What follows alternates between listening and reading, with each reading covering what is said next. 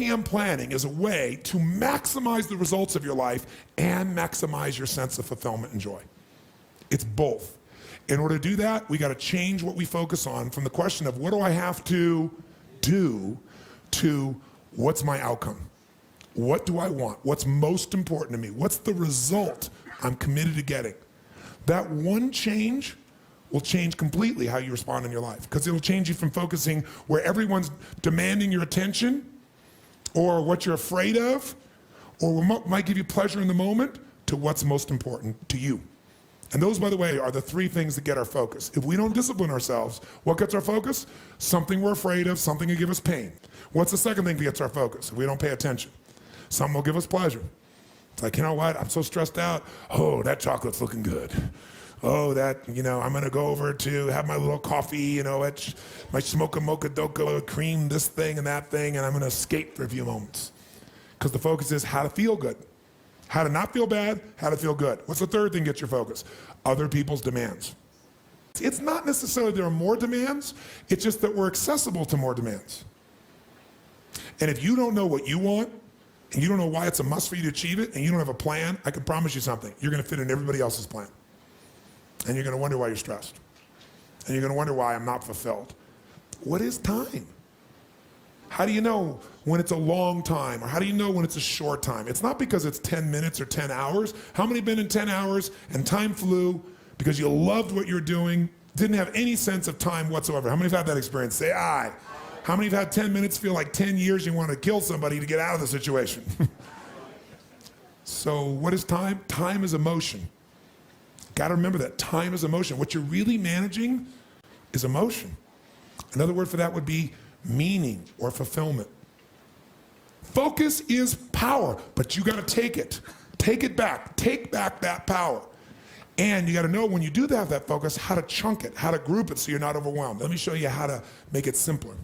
When mass information's coming at you, you get overwhelmed. Most of us are great deletion creatures. We delete most of life. Right now, there are millions of things around you. You could be focusing on, thinking about, giving meanings to, making decisions about what to do. Millions. And when you think about what it's gonna take to do something, usually it takes a lot and you're not gonna wanna do it. So I'll do it when? Later. As my Australian friends would say, later. Right? And of course, the problem with doing it tomorrow is when you get to tomorrow, tomorrow is today, and tomorrow never comes. So, and you keep promising yourself. By the way, what does this do to you emotionally when you keep breaking your own promises with yourself? Or you keep failing to do things that you know are important? Does it increase your level of certainty and confidence? No. What it does is it erodes it. And when you erode confidence in one area, believe it or not, it affects the other areas too. Do you believe me on that? Don't believe me. What about your own life experience? Maybe not one area, but it starts to be multiple areas, it sure does. Another reason why somebody doesn't exercise or do anything is because they don't just chunk it too big, they chunk it in too many details. So remember this, change is never a matter of ability, it's always a matter of motivation. I'll say that again, change is never a matter of ability, it's always a matter of motivation or drive, having strong enough reasons. If you got a strong enough reason, you could figure out the time, couldn't you? So the biggest part of life and time management is knowing what you want and having enough reasons to follow through. But there is one more piece. If you make enough reasons to follow through and you know what you want, but you make the task overwhelming, you'll be overwhelmed. What you focus on, you feel. What you feel, you are moved to somehow actuate. But if you only focus on what you don't want, or what's stressful in your life, what you can't control, or what you screwed up on, or what you messed up on in the past, not gonna get where you wanna be. Chunking is power. You don't wanna over chunk where you're trying to bite the whole darn thing together. You also don't wanna under chunk where you make a million pieces of something. What is chunking?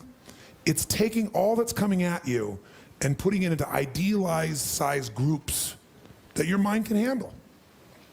See, science has proven the human brain, consciously, we can only handle what they call 7 ± 2 chunks of information. It's a term that they describe in science, that human beings can only handle 7 ± 2 chunks of information.